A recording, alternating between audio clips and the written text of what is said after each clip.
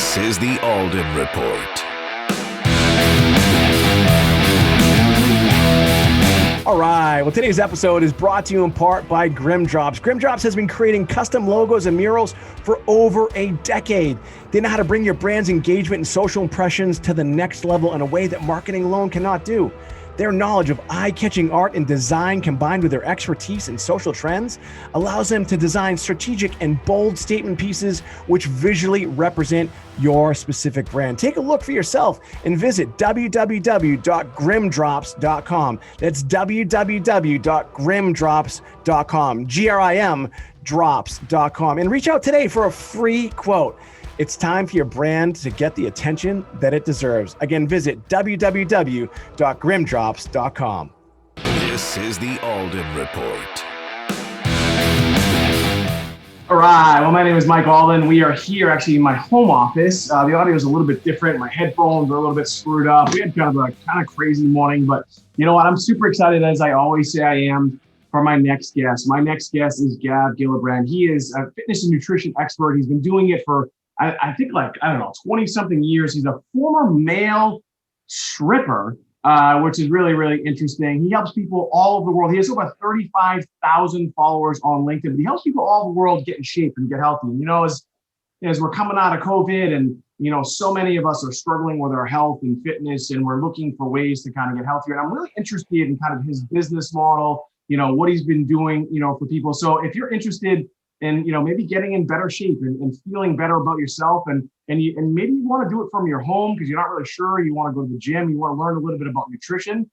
This is one of those episodes you're not going to want to miss. Please help me welcome Mr. Gav Gillibrand. Gav, thanks so much for being here all the way from the other side of the pond, so to speak. Yeah, all the way from the UK. Thanks for having me on the show, Mike. It's a real pleasure to be here. So I'm excited that you came on. So I'm just going to get right into it, man. So, when I saw your profile, I'm sure I'm probably not the first one that says this, but hold on. Before we keep going, these are my new really cool glasses. We're gonna rock the cool glasses. All right. So these were only $9.99, by the way. All right. So tell us about your background. So first, I guess, you know what, let's just start with, I know you don't have a lot of time, but how did you get into the whole male stripper business? It's a great question. And, just to clarify, that was a full-time career for the best part of 17 years, totally by accident. This is the story. This is the real story. So I was always into health and fitness from a very young age. And then at age 15, I went on, still at school, before I did my exams, we did work experience. I know you probably do it slightly different in America, but it was your chance to go out into the workforce, like an insurance company or a bank, or, to work in the industry that you would potentially get into as a career. And I just discovered lifting weights and bodybuilding. And we're talking, this is the mid to late 80s, 87, 88, 89. Bodybuilding was quite big in the 80s, and I'd really got into that. And at the same time, Madonna was famously coming over from the States to the UK, and she was seen running around Hyde Park with these two big burly bouncer stroke personal trainer guys. They had personal trainer emblazoned across their T-shirts as they're jogging around Hyde Park. And I thought, oh, is that a thing? You can actually be a celebrity personal trainer. So that was the first idea to get into what I'm currently doing now. So I did sign up for sports science at university. I was about to go to university. In the year preceding starting my 3-year degree, I worked in a gym part-time, and I'd been there a couple of weeks, and I saw this advert on the wall of the staff room, auditions for Blind Date. It's a true story. Now, Blind Date was the closest thing that we've got to reality TV back in the early 90s. This is 1993 by now. And the premise of the show, I think you've got it in the US. But hold on a second. For those who are listening right now, for watching, first of all, this guy's in phenomenal shape, and we're talking about getting in shape and stuff. So you're going to have to watch the video or whatever. I'm looking at you right now, and I'm listening to the dates. What were you, like 6 when you were doing this? I mean, you look like you're like 25 years old. Well, I appreciate it. I'm 47. 47. It's tell you what, it's good lighting. Tanning salon, and a new set of teeth. I'm not even joking. These teeth are fairly new. So I'll probably knock 10 years off my life. But 93, I was 19 years old in 93. Okay. And So I saw this advert, went on this show, auditioned to go on this show, Blind Date, and it was the equivalent. Bear in mind, back in the 90s, we only had 4 TV channels: BBC One, BBC Two, ITV, and Channel 4. There was no surfing the channels; it just didn't exist. There was 4 channels, and everyone watched Blind Date on a Saturday night. So I went on probably the biggest TV show that existed in the UK in the 90s. Won the show. The girl picked me. Anyway, backing up, to get onto that show, I had to go through 3 auditions. And I thought, what is the one way that I can guarantee that I get on this TV show? So I bullshitted them, Mike. I told them I was a stripper. I literally made it up. Bullshitted on the day and said I'm a stripper. But it was a half a white lie, not entirely a complete, lie. Because about 6 weeks before that, I'd actually been for an audition to be a stripper, or you guys call it, the guy that would turn up at a bachelorette party. Sure. And I'd been for audition, but I hadn't had a job. I hadn't had a gig. So I thought, I'll tell them a small white lie. They lapped it up. They were like, we need this guy on TV. Went on the show, won the show. In the meantime, before the show was aired on TV, I actually had my first job and started doing regular, birthday parties, bachelorette parties, or hen nights as we call them, or turning up in a restaurant on a Saturday night and just dancing around and getting cash. And I was probably doing 4 or 5 of these gigs every single weekend. So I was working part-time in the gym and then full-time at stripping on a Friday, Saturday, Sunday night at the weekend. And by then I didn't want to go to university. I was like, you know what, I'm having so much fun. I don't want to go and study for 3 years, but I did. So that was kind of that. Then I came out of university, and this is a true story. 2 weeks before I was about to graduate, you've got to hand in a dissertation. I had this 10,000 word dissertation that I had to start and finish within 2 weeks. And a friend of mine who had just started working with the UK's equivalent to the Chippendales. You remember the big group in the 80s and 90s? Yeah, of course. Sure. So UK's equivalent, he'd started working with them, and I'd been doing little bits throughout my 3 years at university. And he called me up and said, Gav, we've got a 12-week tour in Europe. We're starting off in Belgium, we're going into Germany, we're going into the Netherlands, all over, loads of money, loads of, you name it, everything else on top. But I need to know. I said, when do you need to know? Little pause right there. For those of you can probably fill in that word. You can guess loads of money, loads of. All right, keep going. All right. Yeah, exactly. Yeah, you can fill in the blanks. I said, when do you need to know by? He said, today. I said, fuck it, I'm in. So I dropped my degree. I told my mum and dad, if you're ever watching or listening to this, I always said I would go back and finish that degree and get my honours. I'm probably not going to do it now, 25 years later. And that was the start of this stripping career that was just sort of came about and was full time from the age of 22. I moved to London age 35, so that's 13 years. I actually carried on for another 2 years once I got to London. But 2008, I moved to London to get back into what I'm doing now, which is fitness, nutrition, coaching. I still did it part-time at the weekends for the first 2 years. So, but 2010, I officially retired, and then been doing fitness and nutrition full-time for the last 11 years now. So wow. It was a crazy career. Wouldn't change it for the world. So many different experiences that I can't tell the grandchildren. Maybe the male ones, but definitely not the female. Great times, good fun. And the problem was, Mike, I didn't want to stop. It was very hard to quit. Well, because the money in that world is unreal, right? Well, it's money, great money, but cash in hand, of course, which is a bonus, but no real job, no responsibility. And also, most of the guys were trying to get into TV, the movies, they were doing acting, modeling. So there was always a view to making it. I thought I was going to be some type of Hollywood celebrity. And I realized after going to countless auditions, TV roles, small walk-ons, it wasn't going to happen. I mean, it's probably the hardest industry in the world to become famous and become a movie star. You can't pick a harder industry. I mean, what was the percentage of, it's like 1% of 1% might make a living in Hollywood. So it didn't happen. At age 35, I said, you know what? I can't get to 40 and be taking my clothes off. I need to get some type of career. I need to start using this instead of my body, So I moved to London, and it was a very quick transition. I went to London with my tail between my legs. I was like, fuck. I've spent my whole life gallivanting around Europe, and now I'm going to have to go and get a job where I actually have to physically show up, to a workplace. And unfortunately, it was still a great second option. I was working in the equivalent of London's equivalent to Wall Street, so that financial square mile. Sure. With all the finance guys, hedge fund managers, bankers, lawyers, very fast pace, lots of money, lots of booze, lots of everything else. Pretty hectic environment, but it was a great place to get straight back into, because I was working in a private gym, 30 clients a week. I did that for about 7-8 years full time before I moved the business from physically seeing people in the flesh to the online model that I have now.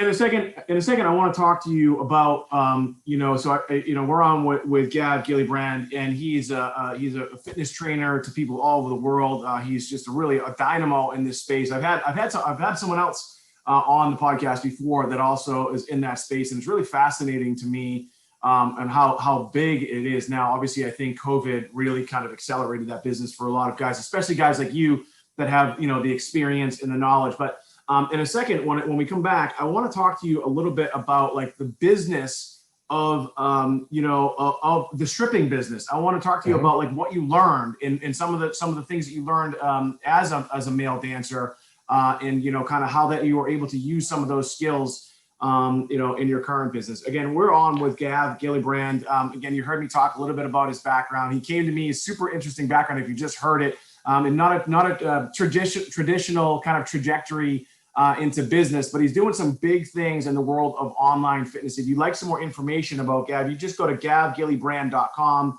It's GAVGILLI brand.com. You can also find him on LinkedIn. He's got over 35,000 followers on LinkedIn as well. And there'll be, you can also click on the links in the show notes. And obviously I will be pushing that out in the future as well. And I just want everyone to know, yes, I do have different glasses on. These are my $9.99 glasses that my daughter and I picked up. I think I look cool in them. And of course I got my Wicked Happy hat on. So, all right. So let's, I know we don't have a ton of time and I was a little bit late, but I think we'll be good.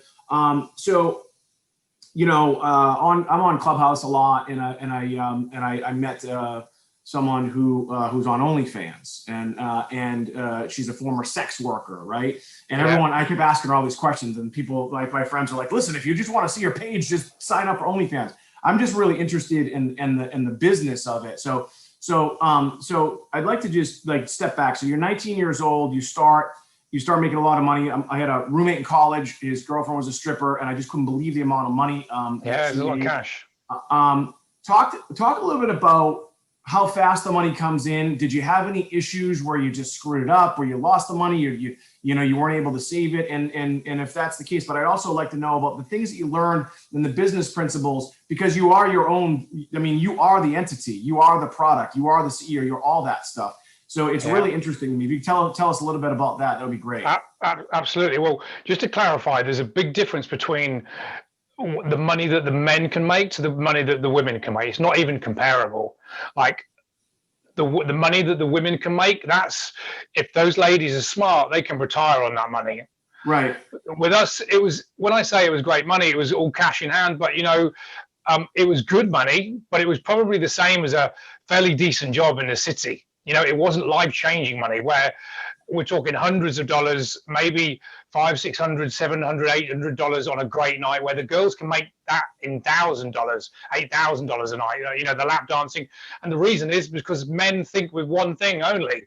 The women, and the men have generally got most of the money in this world, and they're prepared to pay the women. So it's a woman's world. They're the ones that can make most of the money in the stripping industry.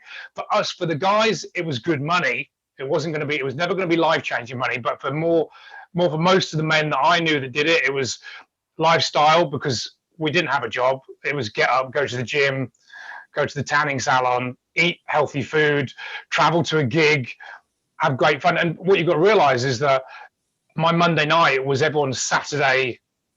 Monday morning was everyone else's Saturday night. So everyone's having fun, everyone's drinking, everyone's up for a great time. That was my Monday morning.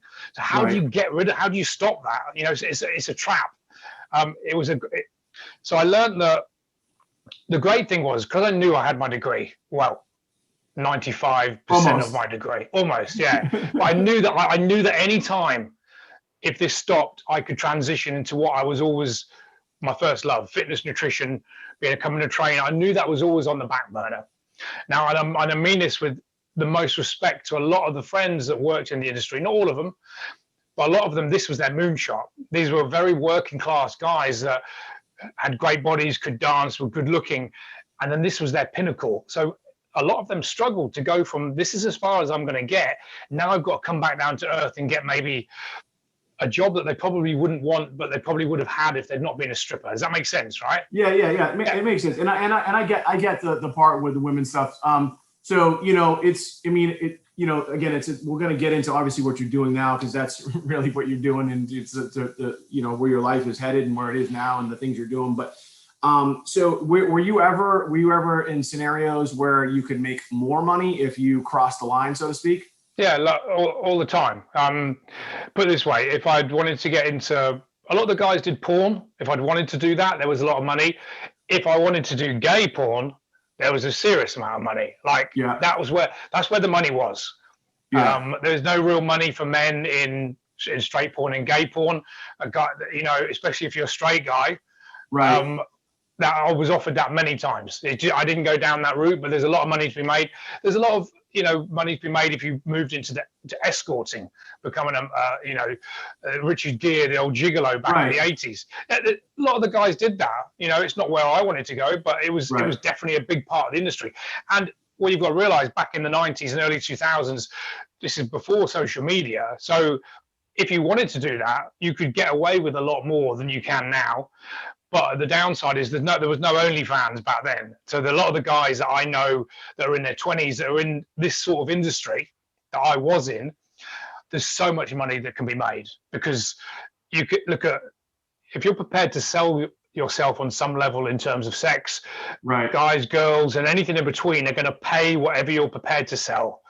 And there's so much money that can be made from that. I know a couple of close friends, I won't mention their names, that make thousands every single month from OnlyFans. And all they've got to do is put a video on there of them doing whatever on their own. And mostly gay guys will be lapping that up, and they pay big money for that. So that's just one avenue. So would I have done that if I was 20 years on? Maybe. I don't know. If I was 20 in 2021, the fact that I wanted to go on TV and become super famous, I probably would have gone down that route. But the way it happened, I didn't go down that route, and I'm kind of glad I managed to shift into something that I knew I was good at, two, that I knew that I could build a good business from. But you know what? Looking back, I wouldn't change any of that. I'm not doing what I'm doing now. Sorry, Ryan, I am doing what I'm doing now because of what I did doing the stripping. Not in terms of business lessons, not just mindset, not business lessons. It didn't teach me anything about business, but it taught me about people. Right. Yeah. I mean, I heard Cardi B talk about, she was on Howard Stern talking about when she was a stripper, she really learned human psychology as a stripper, and just learned how to use those social skills, those intimate skills, and quite frankly, just use those skills to her advantage. So to extract, money out of them. But she really said she just started to understand, the male psyche and really kind of what resonated with them, and sex resonates with all of us. But as I'm listening to you speak too, I think about, kind of what you're doing now. You're training people online. You've been doing it for a long time. Again, you get 35,000 fans on LinkedIn. You can go to GavGillibrand.com. Again, if you want some more information about Gav, and you can take a look at some of his training resources. I think he's got some free stuff on there too. But I think about, what you did and what you're doing now. And I mentioned it earlier, like, you are the product. So talk a little bit about the pressures of that. In other words, like, I'm good friends with a guy, his name is John Abdo. And he has a product called the Ab Doer. He's in his 60s now, but he always has to have abs in his 60s. Because if he goes on TV, they're going to ask him to take his shirt off. Tell us a little bit about like that and how that kind of obviously transitioned. You said you were always into health and fitness, which is great. But the pressures of that too, you can't eat pizza, you can't drink, or can you? I just don't know. Well, I'll be completely honest. So I don't train guys that want to look like I used to look 20 years ago. I'm 47 now. My concern is keeping fit and healthy, staying alive as long as possible, being around for the kids.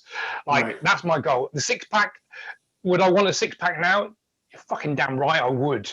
Am I prepared to do what it needed to get a six pack? No, because I've got bigger fish to fry. Like, that's not my goal now.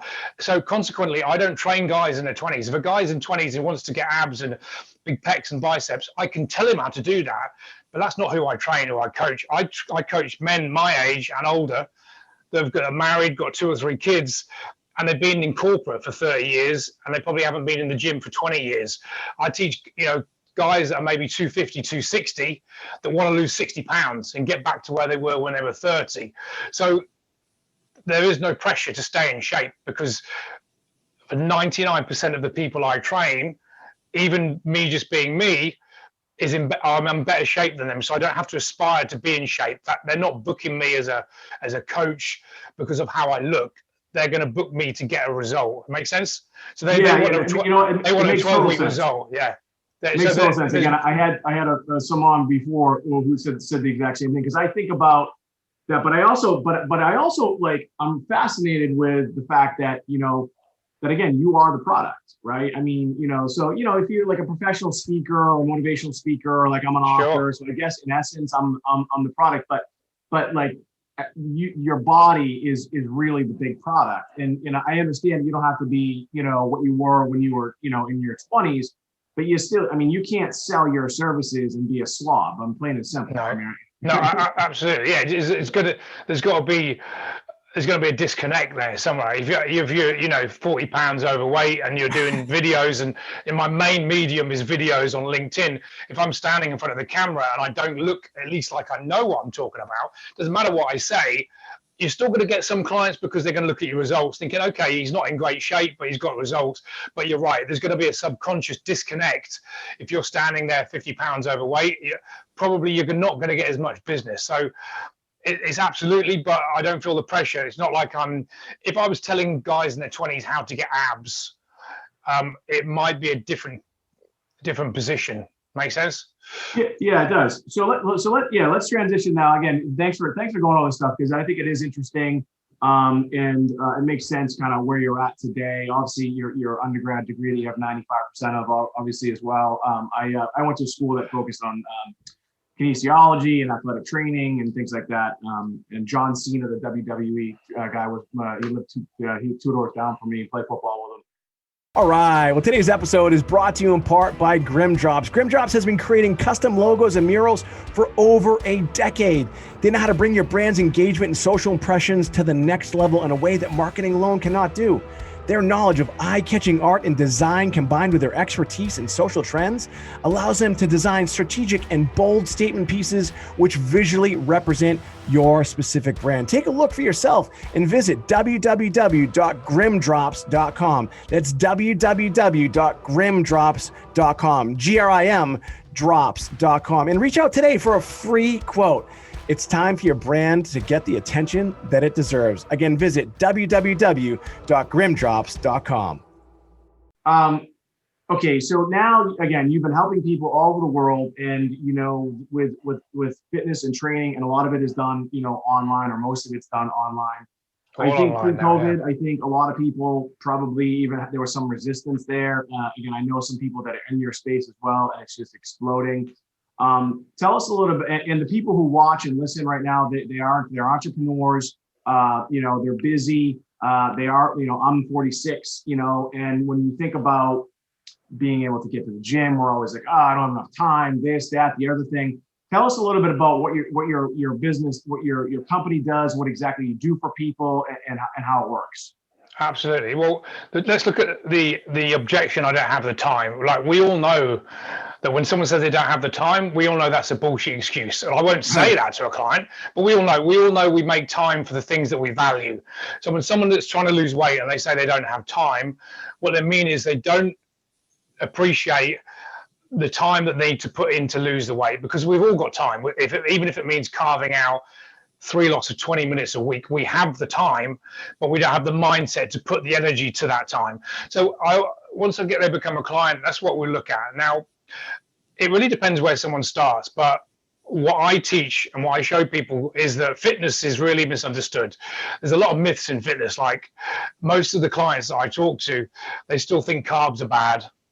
They still think sugar is causing them to be fat. They've got the misconception that they need to be at the gym 5 days a week.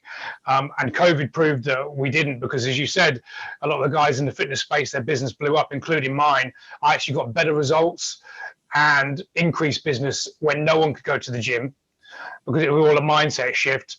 I've got better results with clients actually working with remotely.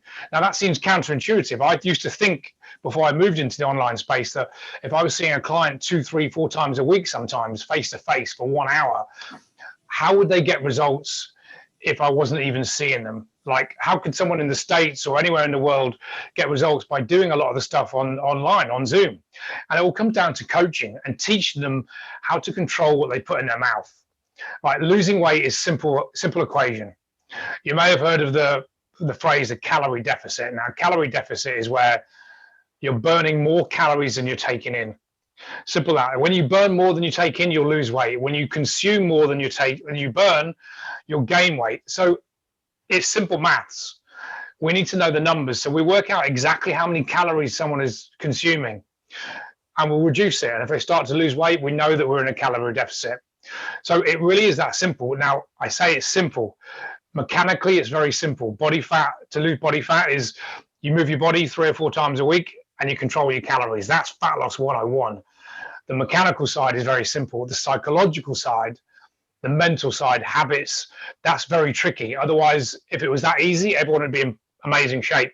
So most of the coaching is showing people, why do they reach for whatever they reach for? Why can't they control their diet? Like, we know that I need to eat less, but what's stopping you doing that? Why am I using food as an emotional trigger? Why do I come in and just want to eat everything? How is sleep and energy and mindset affected to what you put in your mouth? Because when your resources are low and when you're tired and you're hungry, it's very hard to go and cook a chicken breast. But it's very easy to grab a slice of pizza and a beer, because your emotion, your hormones are out of whack, your energy is down, your mindset is all shit. So we look at the emotional triggers as opposed to the actual, the mechanical side. So it's really, as I listen to you, man, I mean, you're describing me, so, I mean, I go to the gym every day, whether I'm getting in what I really need to, it doesn't really matter. There's a psychological thing. It's been a habit of mine since I was probably 13, but for me, and I think for a lot of people, and you hear it all the time, we all know it's 90% of it or 80% of it is what we're putting in our bodies. Absolutely. But the psychological part of it, I think, is huge, man. And I don't think a lot of people are talking about that. And I know, and that's another thing that I'm glad we're getting into, because it was interesting to me. But let's talk a little bit. I mean, there are some companies over here that are kind of focusing on that, as well. And tell us a little bit about that. Like, what's going on in our brains? The hypothalamus gland, I think, is where the reward center is. I don't even know, but I'm trying to act like I'm smart. Sure. Tell us a little bit. Tell us a little bit about the psychological aspect of it and how that really is kind of one of the biggest barriers that we're all dealing with. Absolutely. Well, let's look at food. If you think about this is the only substance that we abuse as humans that we actually need to have. You think about alcohol, cigarettes, drugs. Like last night I needed to have the ice cream. You needed calories on some level. Yeah. No, you wanted the ice cream. You chose to have it because whether that was fair enough, you wanted to eat an ice cream, or you didn't have the resolve to not eat it. But there's the psychological aspect itself. Like most people are fairly conscious, like, probably it's 10 p.m. Do I really need this ice cream? But their body is saying, I really crave the ice cream. And most people, if they've got weight to lose, end up giving into that craving. But there's a psychological aspect and also a hormonal aspect behind that. But first of all, look at food. If you say to an alcoholic, if they've been an alcoholic, if they're sober, they can't have any booze. You don't just say, just have a couple, you'll be okay. 2 beers to an alcoholic, they have 50 beers and they drink the whole mini bar, and then that's them gone. So you can't say to an addict, just have 2 beers, or just have 1 line of Coke, or just have a tiny bit of heroin. But food, we have to eat to live.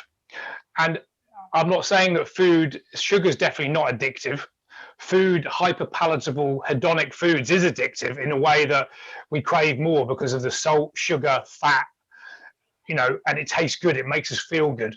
So it's very hard to give someone that is morbidly obese or even overweight or obese, and 70% of America is obese or very overweight. So it's very hard to say to them, we're going to give you this stuff that you need to have on a daily basis to keep alive, but we need to ration it. So that's all that losing weight is rationing it. And most people don't know how to ration. They don't know how to budget. So it's about controlling. I think, my company, we've been selling health and wellness products for 20 years, mostly nutritional supplements that are people not in the weight loss space, but, in pain and other areas. And a lot of people, they wait until it's too late. And so they're looking for a pill, powder, or potion that's going to solve their problem like immediately, because that's the world that we live in. We want to have that immediate gratification. But do you think that, we all know, I feel like we all know this stuff a little bit. Like, hey, like last night, I'm dead serious. Last night, I was fighting like this right here. Okay. This was a protein shake that I made last night. I put it in a blender. This is a true story for people watching, listening. Put it in the blender with a half a banana, because I know there's a little bit less sugar in the half a banana. And I fucking had the ice cream instead. And I knew, and my wife was like this morning, she's like, did you make a protein shake last? By the way, it was like 1 o'clock in the morning. And I still had the ice cream. And so there's a psychological thing there that's going on. When you said, I think I heard you correct. Did you say that sugar isn't addictive? I think it is addictive. And I think for most people, including myself, I think food is our addiction. Well, it's not addictive as in when we actually look at sugar, there's results have shown that, and the test can only be in rats. So it's comparing humans to rats. So people say sugar is as addictive as cocaine. Now, it definitely lights up the same part of the brain that cocaine does, but it's not sugar itself. Otherwise, if you think about it, you'd have people snorting sugar off the table. We don't. What's the best way to get sugar? We drink. You don't do that over there in the UK. You guys don't snort sugar. Hasn't got here yet. Think about it. If no one goes and eats a bag of sugar, but you eat foods that have sugar in it. Now, most of the foods, not all of them. In fact, pretty much all of them. Let's look at all the sugars. Let's look at a cookie. It's got sugar, but it's also got fat, and it's got all those agents, all the thickening. It just tastes great. It's got chocolate. You want to eat it, but. So is it the sugar or is it the hyper palatable hedonic foods? It's the foods. It's a combination. It's the crunch. It's the taste. It's the smell. It's the experience. That's what's addictive. So you're right. Food is addictive, but sugar itself is not addictive. So let's clear that up. Yeah. So that makes sense. But the reason you had the protein shake, you made the protein shake, so the intention was there, and you knew that the protein shake was going to give you more nutrients, more protein, less carbs, and it was probably reasonably tasty, but compare it to the ice cream. Why did you choose the ice cream? Well, one, if you're tired and maybe you had a long day, when you're tired, there's two hormones, really important. They get out of whack. There's two hormones that most people have never heard of. There's one called leptin and one called ghrelin. And these are our hunger hormones. Now, I've never heard of them. And I've interviewed lots of guys like you ever. Yeah. Most people have never heard of them. Now, they sound like two characters out of The Lord of the Rings, don't they? Leptin and ghrelin. So leptin is our satiety hormone, and that's the hormone that will tell us that we're full, we've had enough to eat. Now, ghrelin is our hunger hormone. It tells us you need to eat more. So these are hormones around from a survival point of view, like you've had enough food, don't eat more, eat more. Now, when you're tired, when you've had bad sleep or had a long day, when you come into the fridge, you're tired and you know you should go for this choice, you've got leptin and ghrelin, they're all messed up. When they're out of whack, you've got one hormone saying you're still hungry and you've got another hormone saying eat. So that's why. So you're not entirely, although you are responsible for your own decisions, your hormones will hijack. As you're describing it, I could see these two little guys sitting on my shoulder like the devil. Two little gremlins, gremlins sitting there saying, "Go on, go for the ice cream." Mine are fucking huge. They're massive. They control my life. So how do we fix that? How do we fix that, Gav? Get better sleep. Eat better foods during the day, and don't be going in the fridge at 1 a.m. What the fuck were you doing in the fridge at 1 a.m? What was I doing at 1 a.m? I was actually, what was I doing last night? I was on the phone with one of my business partners, and dude, it's weird, man. Like I'm one of these guys that definitely eats late at night. Like I'll eat healthy throughout the whole day. I'll go to the gym. I'll walk. I'll do the whole thing. And obviously I'm a big dude. And so, yeah, it's for me, again, I'm pretty fortunate. Like I don't drink, I don't do drugs. But for me, I feel like my addiction is food, man. And it's the first thing I would say. If you were a client of mine, I said that you can't have the food in the house because look, I don't go to bed quite as late as that, but if I go to the fridge at 10, 11 o'clock, I'm not going to cook up an omelette. I ain't going to open a tin of tuna. I'm not going to cook a chicken breast.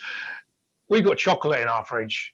And the thing that gets me is Doritos or nachos, anything like that, salty, crispy. If they're in the cupboard and I know that they're there. I'm taking a supplement as we're talking, by the way. Yeah, and I see them at 10:30. I wrestle with it. I'm like, do I have them or not? And sometimes I'll cave.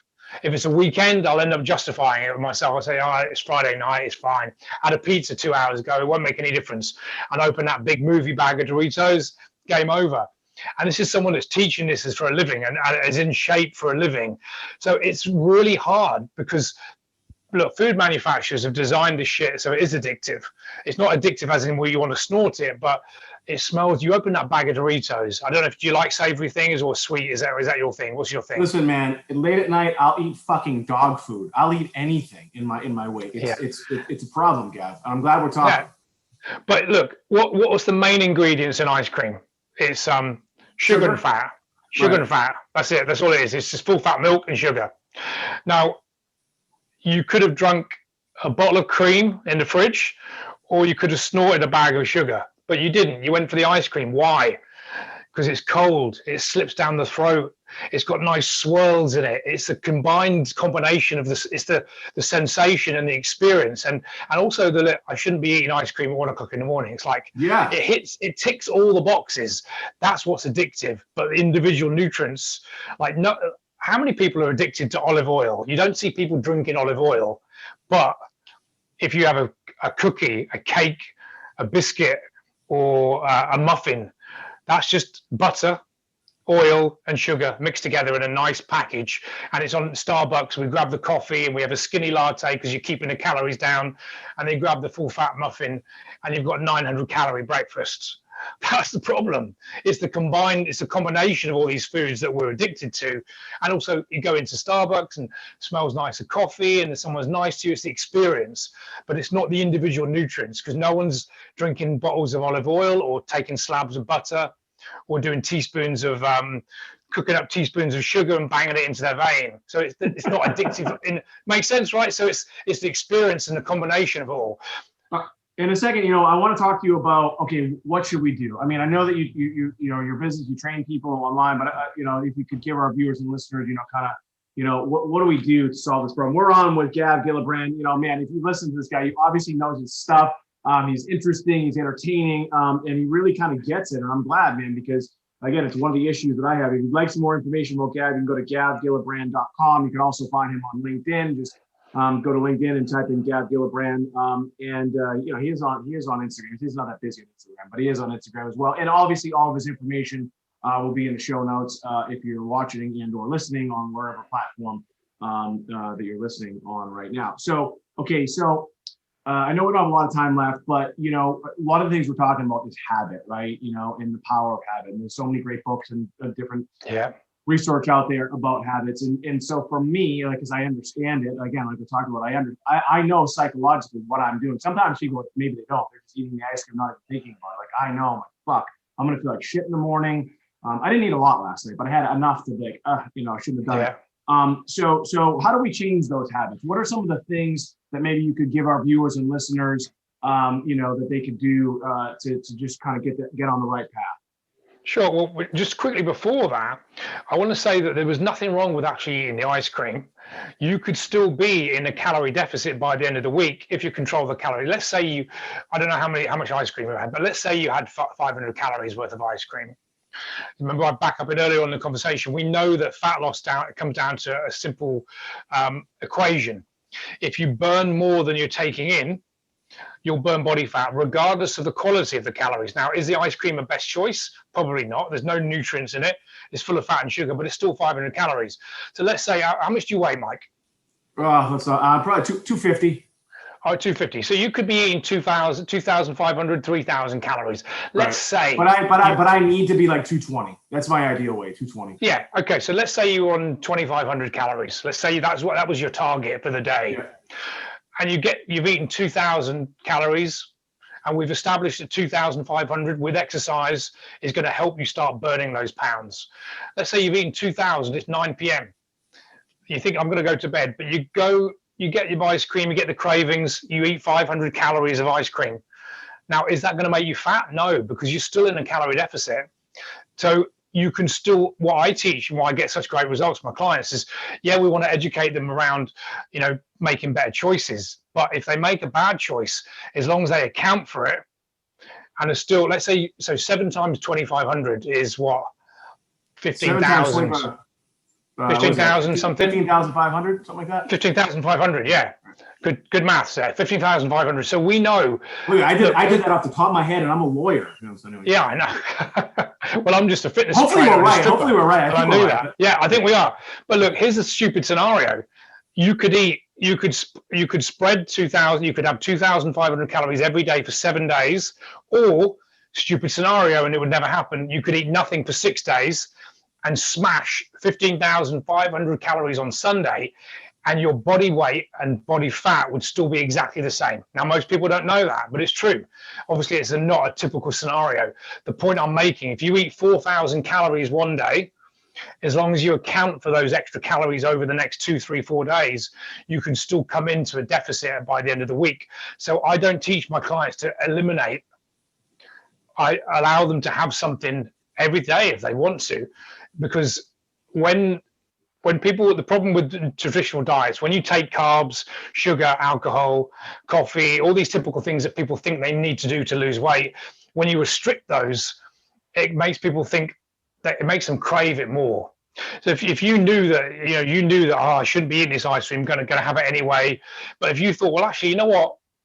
Look at my calories. I've still got 500-600 calories to play with. I can have that ice cream and it won't make any difference. Can you see the difference? It's a mindset shift.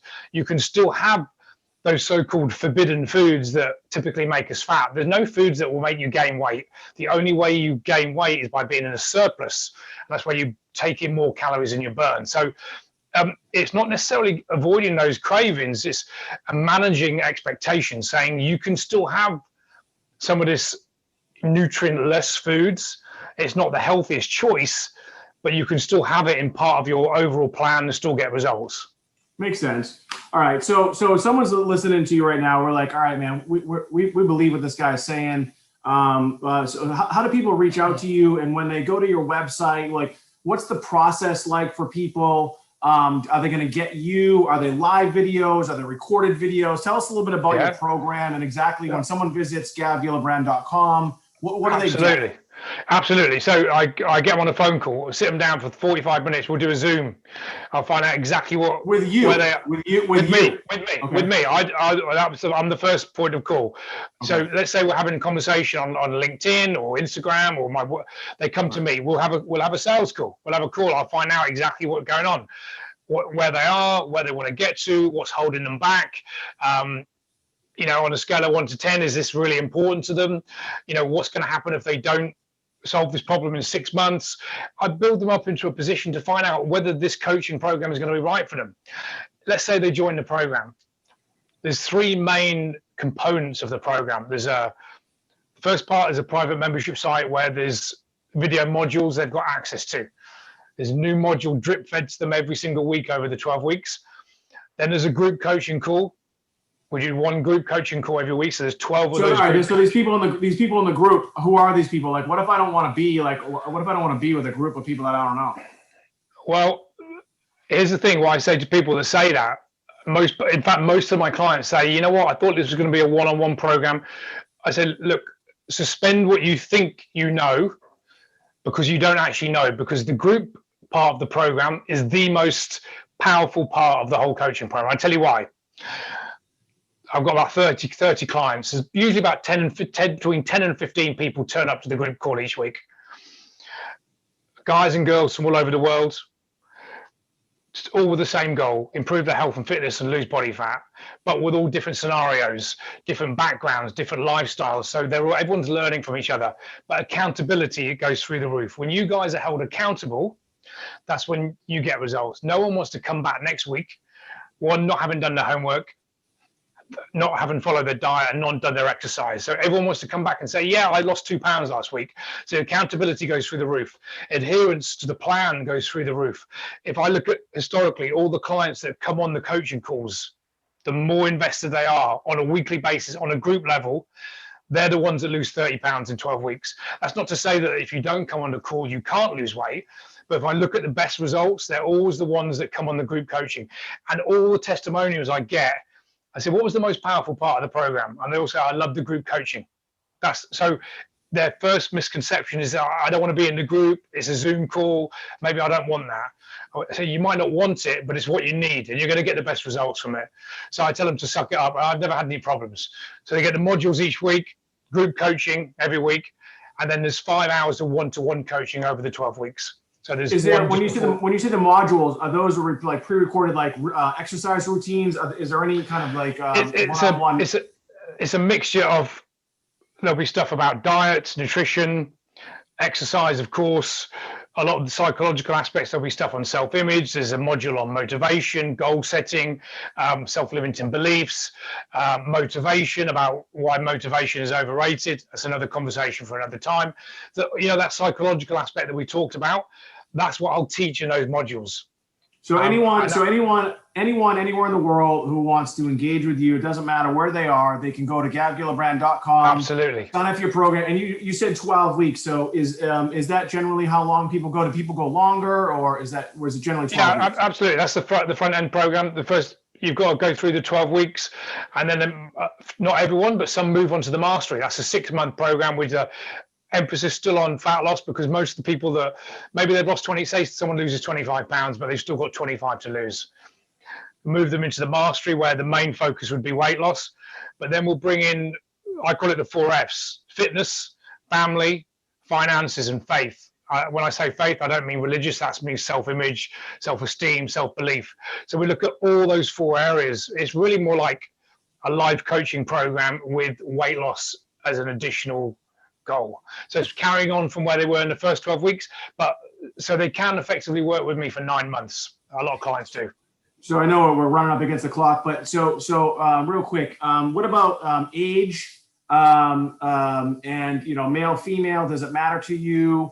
And also, I know a lot of these programs sometimes they make it so that you have to come in on a certain time. So if I wanted to start tomorrow with you, I go to gavgillibrand.com. We have our call. Can I start tomorrow, or do I have to wait for some sort of cycle? No, you're right. A lot of people do it month to month or every 3 months. No, the program is what I call evergreen. So if we had a conversation today and you press play, we could start Monday. I start Monday, so it all starts Monday. So I've got 2 new people starting this coming Monday. We're Thursday at the moment, Thursday the 17th of June. So there's 2 clients starting Monday morning. They all join the group. But what's so powerful, this is why the group is so powerful, is there's clients in there that are in weeks 2 all the way to week 12. And some of the mastery clients come into that call.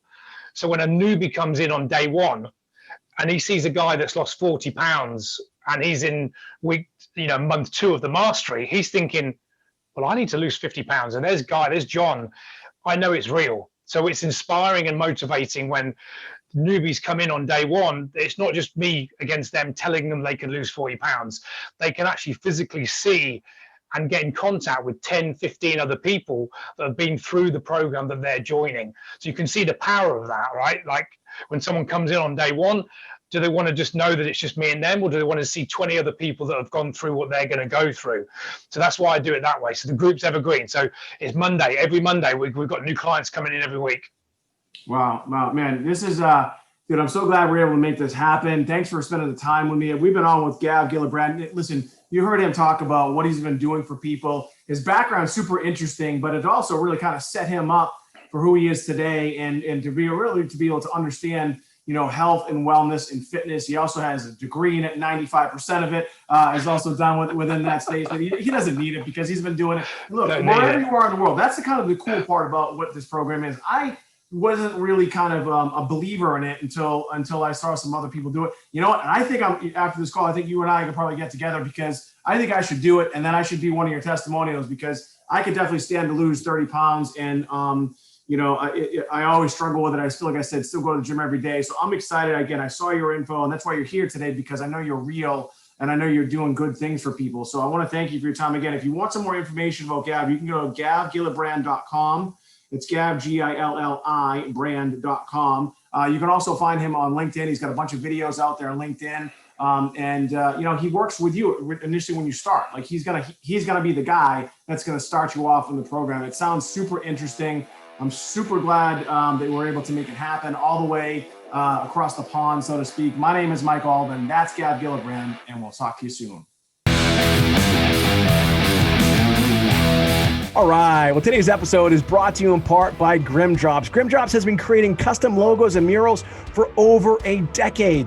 They know how to bring your brand's engagement and social impressions to the next level in a way that marketing alone cannot do. Their knowledge of eye-catching art and design, combined with their expertise in social trends, allows them to design strategic and bold statement pieces which visually represent your specific brand. Take a look for yourself and visit www.grimdrops.com. That's www.grimdrops.com, Grim drops.com, and reach out today for a free quote. It's time for your brand to get the attention that it deserves. Again, visit www.grimdrops.com.